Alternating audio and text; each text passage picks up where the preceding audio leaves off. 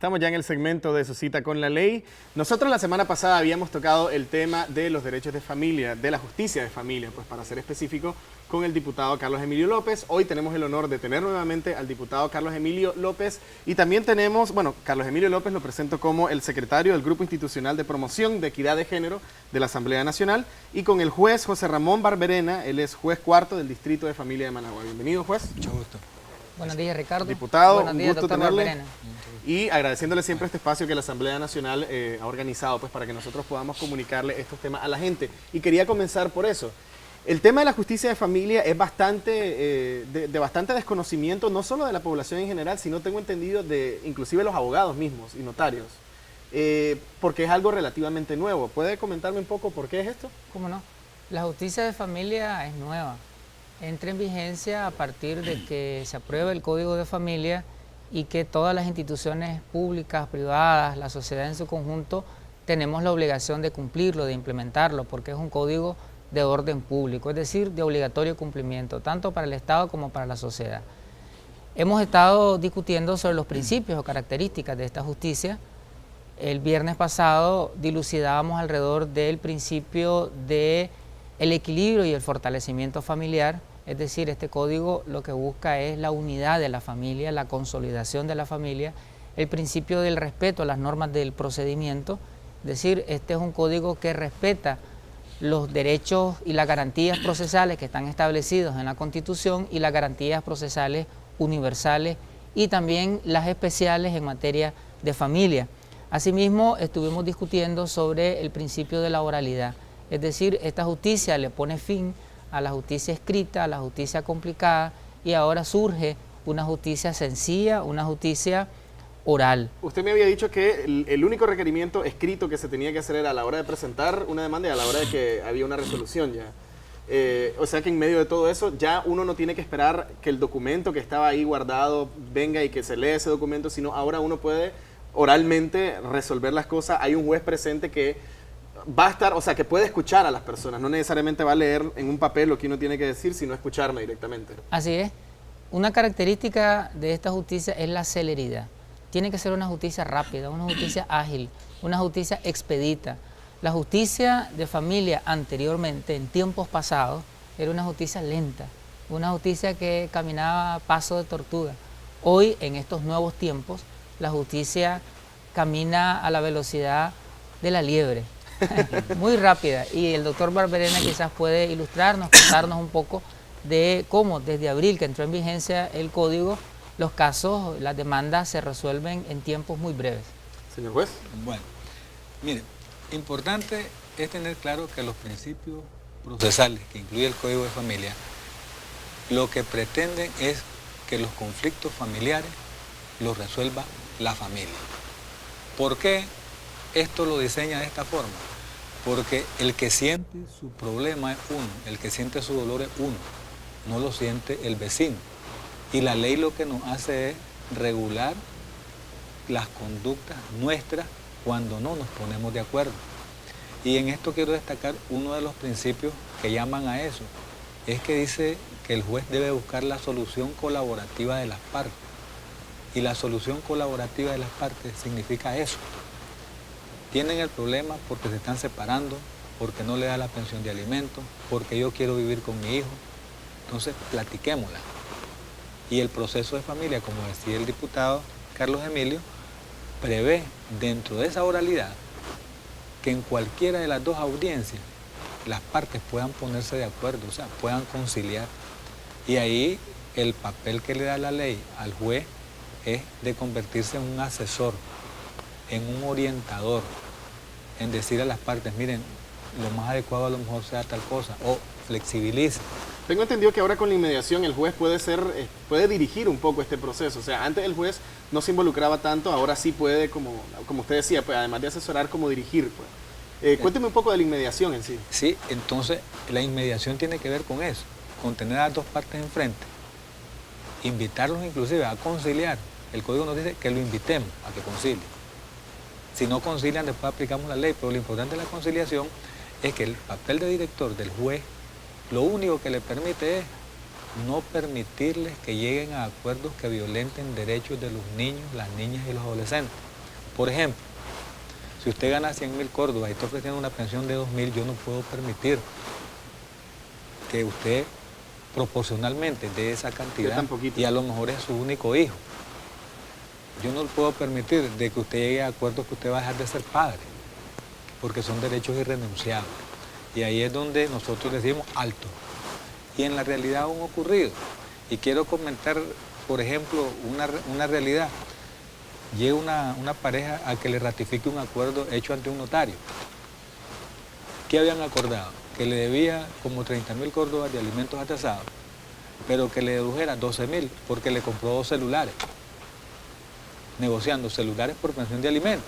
Espérate, acuerden lo que ustedes quieran de sus derechos de adultos, pero aquí no me van a afectar derechos de niños. Aquí debes y debes. Lo que necesito saber es cómo vas a pagar esa cantidad que vos decís que ya debes. ¿Cómo lo vas a hacer? Entonces, por encima de todo, el Código de la Familia se interesa en valga la redundancia, en el interés superior de los niños y niñas. Las personas discapacitadas, las declaradas judicialmente incapaces y todas aquellas que no se puedan valer por sí mismas.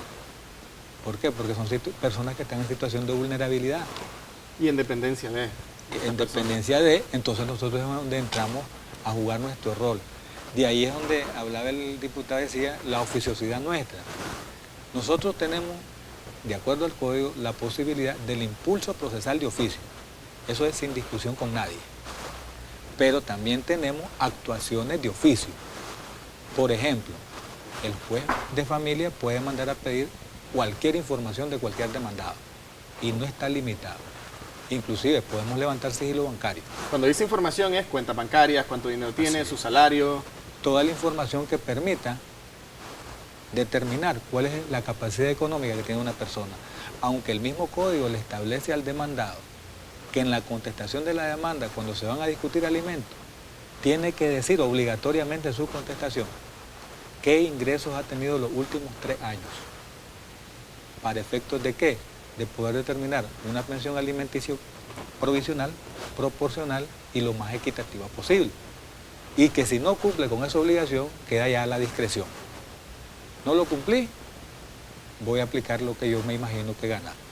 Inclusive en las audiencias nosotros le prevenimos cuando no lo hizo, mire, no cumplió con este deber, cúmplalo aquí verbalmente, porque le está escuchando la otra parte.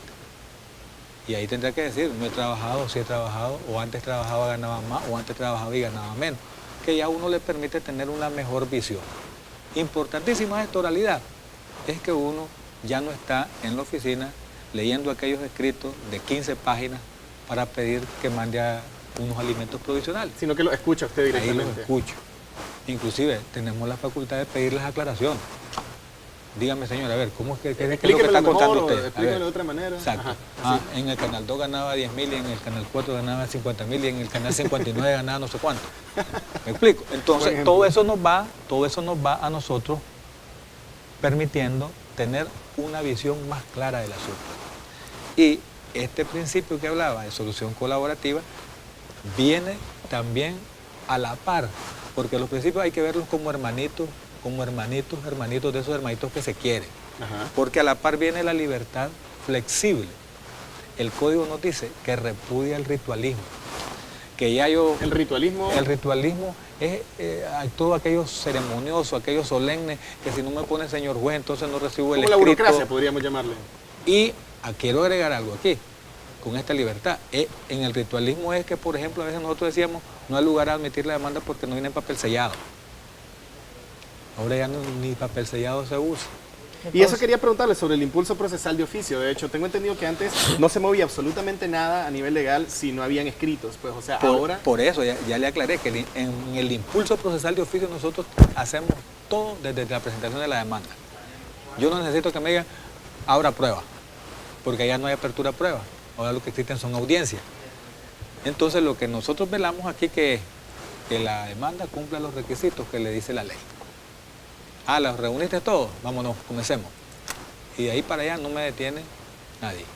Yo quisiera preguntarle, diputado, este cambio de procedimiento y esta forma de trabajo que tiene la justicia de familia, ¿cómo le ayuda a los niños y a las niñas? O sea, ¿en qué beneficio les trae a diferencia de cómo se hacía antes?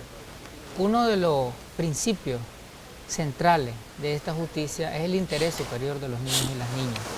Es decir, que en toda medida que tome la autoridad administrativa, el Ministerio de la Familia o autoridad judicial, el juez o la jueza de familia, tienen que tomar en cuenta en primer lugar, en primera instancia, lo que más le favorece a los niños y las niñas para su crecimiento y su desarrollo. En el ejemplo que puso el doctor Barberena, ese acuerdo no procede porque lesiona intereses, lesiona derechos, lesiona el desarrollo de los niños y de las niñas. Entonces, los derechos de la niñez son el corazón de la justicia de familia, su educación, su salud, su nutrición, su protección especial, seguro social, su recreación, educación y rehabilitación especial si estamos hablando de un niño o una niña con discapacidad. Todos los elementos necesarios para que el niño pueda desarrollarse deben de considerarse en primer lugar en esta justicia. Otro elemento importante de la misma es el abordaje social integral. Esta justicia no se ve únicamente a la luz del derecho, sino que toma en cuenta elementos de la psicología, la sociología, el trabajo social, la medicina, la pedagogía. Es decir, no es una justicia fría, no es una justicia únicamente que tome en cuenta lo que esté en el papel de la ley. No es matemática, por así llamarlo. No es matemática, sino que tome en cuenta la diversidad de los factores que inciden en el crecimiento y desarrollo del niño. Y para esto la autoridad judicial se va a auxiliar de un consejo técnico asesor, que bien podrá estar en el juzgado o bien pueden ser profesionales de distintas disciplinas que trabajan en el Ministerio de Educación, Ministerio de Salud, en la Procuraduría Nacional de la Familia, y de ahí otro principio de la coordinación interinstitucional. Estamos funcionando de manera sistémica, de manera organizada.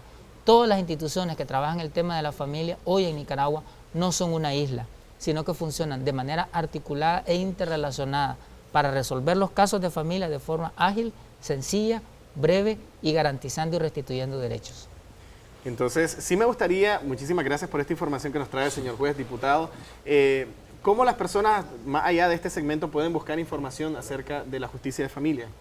Hay una diversidad de instituciones que estamos al servicio para ello, la Asamblea Nacional a través de la Comisión de Mujer, Niñez, Juventud y Familia, los juzgados de familia, la Procuraduría Nacional de la Familia, la Procuraduría General de la República, la Defensoría Pública tiene un área de familia, las comisarías de la mujer y la niñez, y todas estas instituciones estamos haciendo también un trabajo en la comunidad a través de las consejerías familiares, a través de los gabinetes de familia. Es decir, hay un entrelazamiento y una vinculación Estado, sociedad, comunidad.